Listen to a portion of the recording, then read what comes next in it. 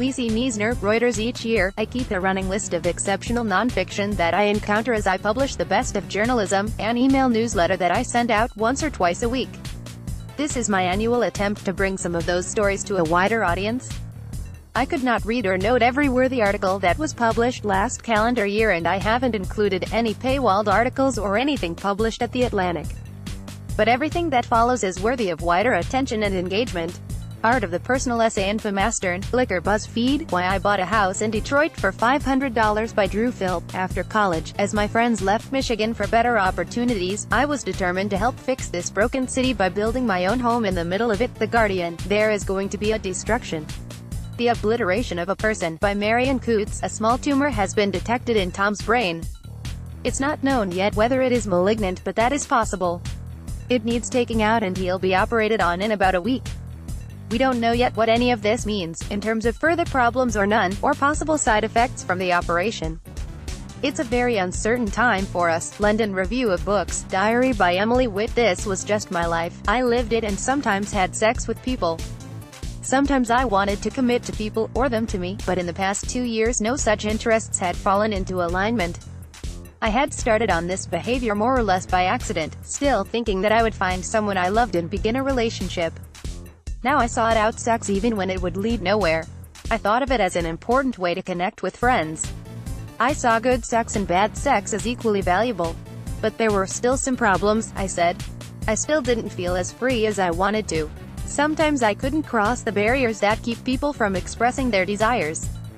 Rejection didn't hurt any less, although it didn't hurt more, and I knew better now how to work through it, mostly by having sex with other people. Salon. The day I left my son in the car, by Kim Brooks, I made a split-second decision to run into the store. I had no idea it would consume the next years of my life. The New Yorker. This Old Man, by Roger Angell. Decline and disaster impend, but my thoughts don't linger there. It shouldn't surprise me if at this time next week I'm surrounded by family, gathered on short notice, to help decide, after what's happened, what's to be done with me now. It must be this hovering knowledge, that 2-ton safe swaying on a frayed rope just over my head, that makes everyone so glad to see me again. Medium. Unkindness, by Core Jefferson. Rather than the pain of her youth hobbling her such that more pain was all she had left to offer, she decided early in her life that her sorrows were evidence of too much heartache in the world as it was. Oxford American. Dixie's End, by Sam Anderson. Tubing, more than any narcotic, fundamentally changes your perception of time. The trip downriver takes almost 5 hours, but that's only by the clock. As soon as you leave your last earthly point of reference, the bright, sandy piece of beach you rolled your tube down to start the trip, you slip into a state of religious, mystic timelessness. The Message. How to Be Polite, by Paul Ford. I don't look polite. I am big and droopy and need a haircut. No soul would associate me with watercress sandwiches. Still, every year or so someone takes me aside and says, "You actually are weirdly polite, aren't you?"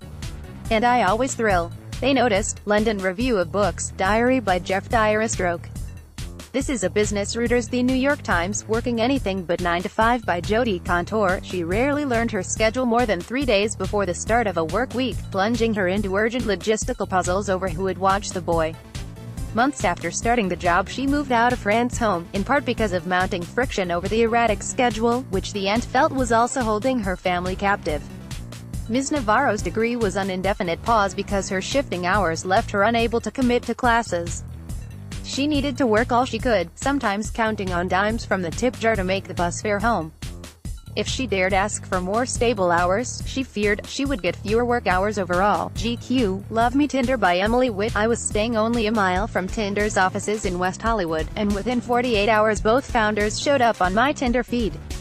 Other memorable appearances on my feed in Los Angeles included a guy holding a koala bear, a guy and his Yorkshire Terrier, in matching sweaters, and a pipe-smoking dandy with a Rasputin beard, horn-rimmed glasses, and a gold ring the exact shape and size of a cicada. Medium. How Much My Novel Cost Me, by Emily Gould. Besides a couple of freelance writing assignments, my only source of income for more than a year had come from teaching yoga, for which I got paid